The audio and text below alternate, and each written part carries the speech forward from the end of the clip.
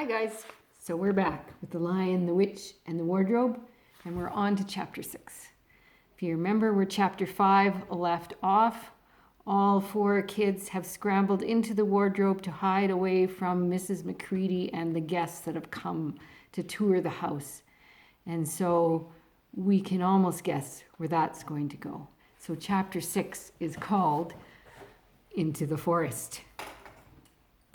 I wish the McCready would hurry up and take all these people away, said Susan presently. I'm getting horribly cramped. And what a filthy smell of camphor, said Edmund. I expect the pockets of these coats are full of it, said Susan, to keep away the moths.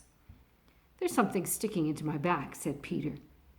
And isn't it cold, said Susan. Now that you mention it, it is cold, said Peter, and hang it all, it's wet, too. What's the matter with this place? I'm sitting on something wet. It's getting wetter every minute. He struggled to his feet. Let's get out, said Edmund. They've gone. Ooh, said Susan suddenly, and everyone asked her, what's the matter?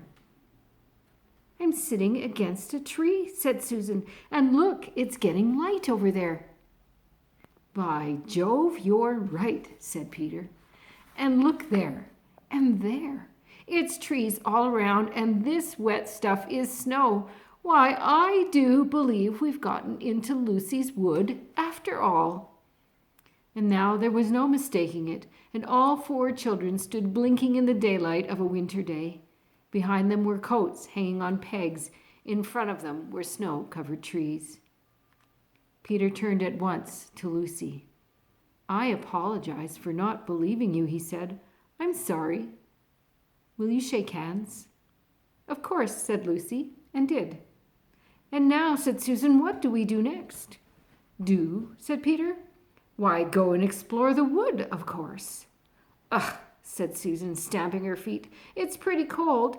What about putting on some of these coats? They're not ours, said Peter doubtfully. I am sure nobody would mind, said Susan. It isn't as if we wanted to take them out of the house. We shan't even take them out of the wardrobe. I never thought of that, Sue, said Peter. Of course, now that you put it that way, I see. No one could say you had bagged a coat as long as you leave it in the wardrobe where you found it, and I suppose this whole country is in the wardrobe. They immediately carried out Susan's very sensible plan. The coats were rather too big for them, so that they came down to their heels and looked more like royal robes than coats when they had put them on. But they all felt a good deal warmer, and each thought the others looked better in their new get-ups and more suitable to the landscape. We can pretend we are Arctic explorers, said Lucy. This is going to be exciting enough without pretending, said Peter, as he began leading the way forward into the forest. There were heavy, darkish clouds overhead, and it looked as if there might be more snow before night. I say, began Edmund presently, oughtn't we to be bearing a bit more to the left? That is, if we are aiming for the lamp-post. He had forgotten for the moment that he must pretend never to have been in the wood before. The moment the words were out of his mouth, he realized that he had given himself away. Everyone stopped. Everyone stared at him. Peter whistled. So you really were here, he said. That time Lou said she'd met you in here and you made out she was telling lies? There was a dead silence. Well, of all the poisonous little beasts, said Peter, and shrugged his shoulders and said no more. There seemed indeed no more to say, and presently the 4 resumed their journey, but Edmund was saying to himself, I'll pay you all out for this, you pack of stuck-up, self-satisfied prigs. Where are we going anyway, said Susan, chiefly for the sake of changing the subject. I think Lou ought to be the leader, said Peter. Goodness knows she deserves it. Where will you take us, Lou? What about going to see Mr. Tumnus, said Lucy. He's the nice fawn I told you about. Everyone agreed to this, and off they went, walking briskly and stamping their feet. Lucy proved a good leader. At first she wondered whether she would be able to find the way, but she recognized an odd-looking tree on one place and a stump in another, and brought them on to where the ground became uneven, and into the little valley, and at last to the very door of Mr. Tumnus's cave. But there a terrible surprise awaited them. The door had been wrenched off its hinges and broken to bits. Inside, the cave was dark and cold and had the damp feel and smell of a place that had not been lived in for several days. Snow had drifted in from the doorway and was heaped on the floor, mixed with something black, which turned out to be the charred sticks and ashes from the fire. Someone had apparently flung it about the room and then stomped it out. The crockery lay smashed on the floor, and the picture of the fawn's father had been slashed into shreds with a knife. "This is a pretty good washout," said Edmund. "Not much good coming here." And here's the picture of the door of the cave and everything smashed.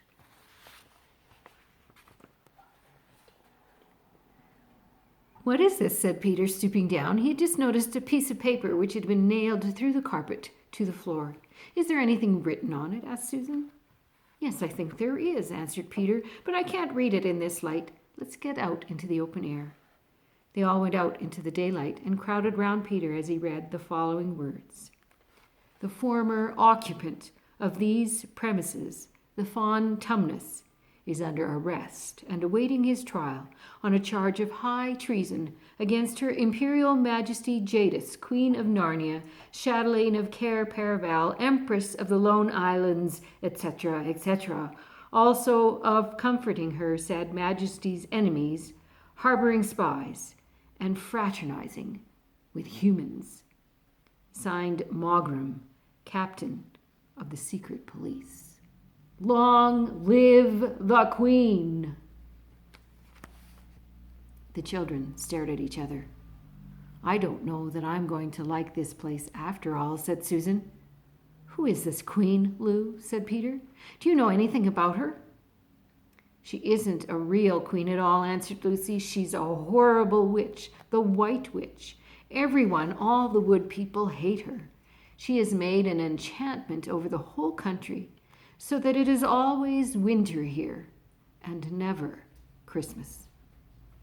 I wonder if there's any point in going on," said Susan. "I mean, it doesn't seem particularly safe here, as it looks as if it won't be much fun either. And it's getting colder every minute, and we've brought nothing to eat. What about just going home?" "Oh, but we can't, said Lucy suddenly. "Don't you see? We can't just go home, not after this.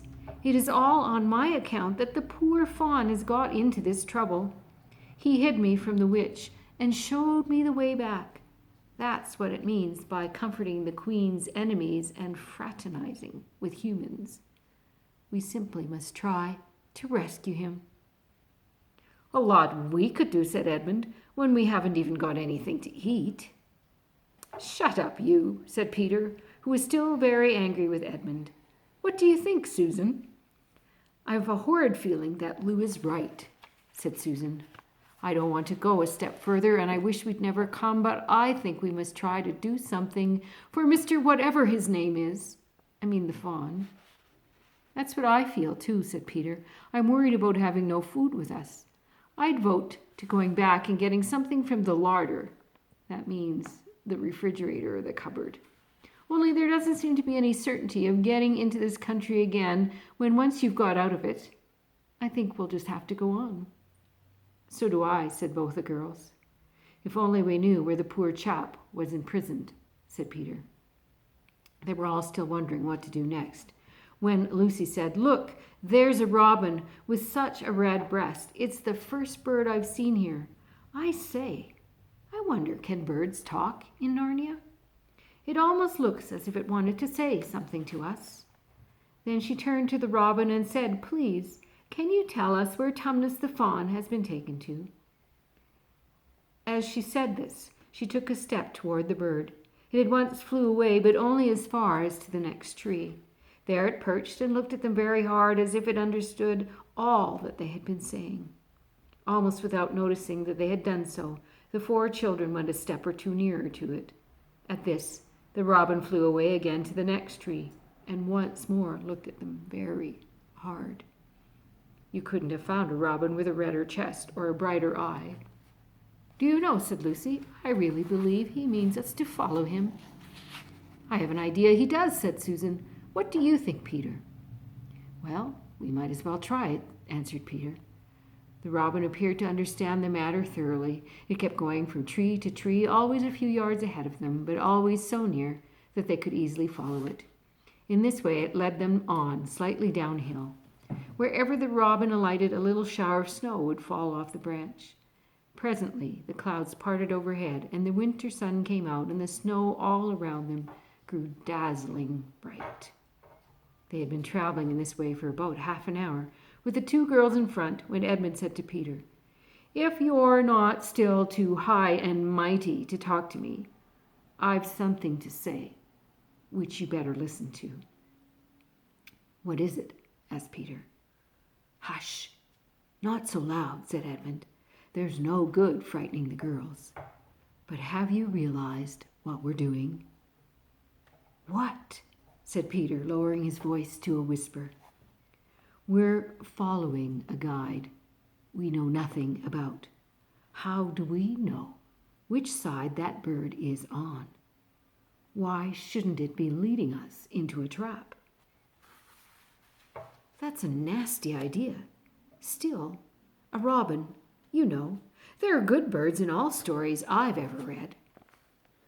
I'm sure a robin wouldn't be on the wrong side. If it comes to that, which is the right side? How do we know that the fawns are in the right and the queen, yes, I know we've been told she's a witch, is in the wrong? We don't really know anything about either. The fawn saved Lucy. He said he did, but how do we know? And there's another thing too. Has anyone the least idea of the way home from here?" "Great Scott!" said Peter. "I hadn't thought of that." "And no chance of dinner either," said Edmund. And that's the end of chapter 6. And here's a picture of the robin on a tree. We'll see you again soon for the next chapter. Love you guys. Bye.